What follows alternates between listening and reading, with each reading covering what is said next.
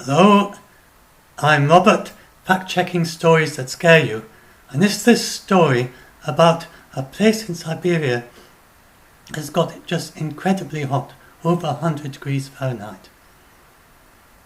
And it sounds really scary until you know a little bit more about it, and you discover it has the world record for the range of temperature.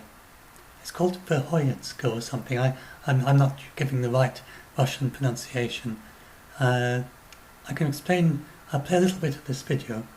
I will turn the sound down a bit, so hopefully it'll be okay, and you can learn a bit about it. Siberia. Here we need a colder set of Köppen designations, DFD and DWD, because it is here that the winter temperatures fall to the lowest recorded anywhere outside Antarctica. In this classification, winter day-night averages must be below -38 degrees Celsius, and night lows in winter often fall below -50 Celsius. Yet due to continentality and long hours of subarctic sunlight, summers here are still surprisingly warm, with peak day temperatures above 23 degrees. There is a town in northeastern Siberia that you've probably never heard of, but to anyone familiar with climate study, it's well known. Its name is Verkhoyansk, and it is home to the widest recorded temperature range on the planet. Here you can see its rather impressive graph, with a temperature range of summer day to winter night being a staggering 72 degrees. But this only shows averages. The highest ever recorded temperature here was 37.3 degrees Celsius, whilst the lowest was -67.6 Celsius. That's a range of almost 105 degrees. So, and that's the end of that segment. So what they have discovered, so that's 99.1 degrees Fahrenheit, it's now gone over 100. So there was the temperature was 100 and something. It's now reached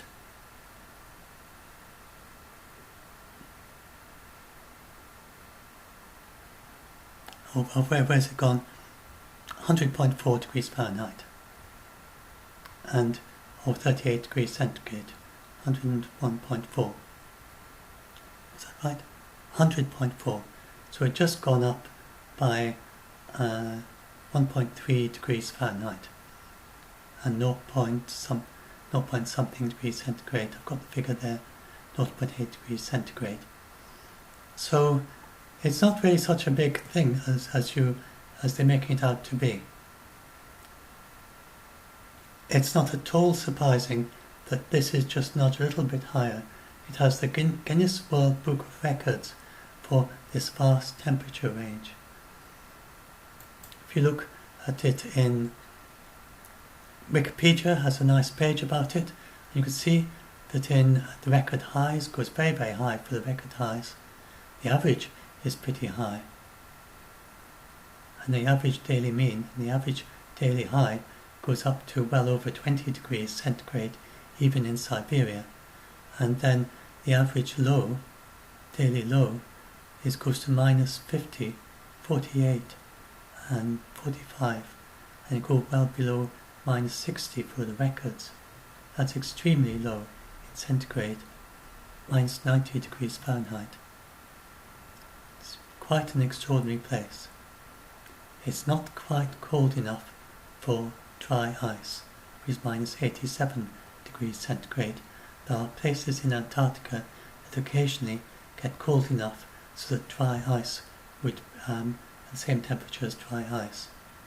It doesn't get quite as cold as that, but it's very, very cold. Not far above 10, 20 degrees above the temperature of dry ice. And so why does it have such a huge range? It's because it has high pressures and clear skies and few clouds. And it's nowhere near the sea, which moderates the temperature range.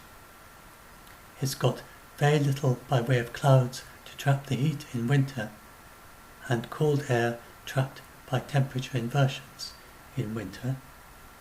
So you've got cold air and then warmer air above it, and the cold air just stays in the hollow. And then in summer, then it just gets very warm, and there's nothing, no clouds to reflect away the sunlight. So it's an extreme version of a continental Arctic climate. Now, so you expect it to have whatever record it's got.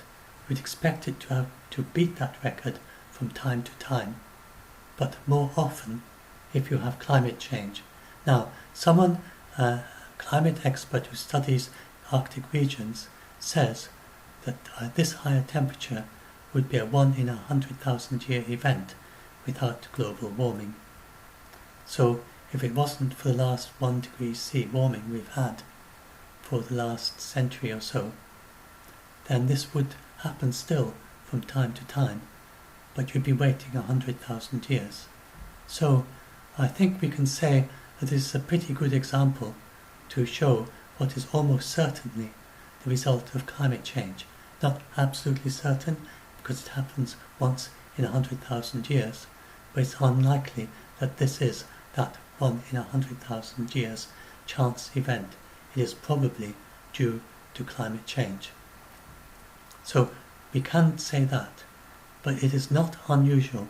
It doesn't mean that we are way beyond what we expected to be at this stage. We are still following the same trajectory as always. It is just an example. And every year you will get records, and you will also get countries, states, regions, cities that don't hit any records and that have a lower temperature than usual. There will be dozens of those, but they don't hit the news. You don't get the news that this little city in Russia or Vietnam or Canada or something has not had a record temperature this year. It's just not newsworthy. So our news is very cherry-picked by the nature of it. They choose stories that interest us because they are records. And if there's another city, even just nearby, another city that doesn't have a record, then it will never hit the news. That's just the way it goes. So I hope this helps you to just, every time we get these stories so often that this is a record temperature here.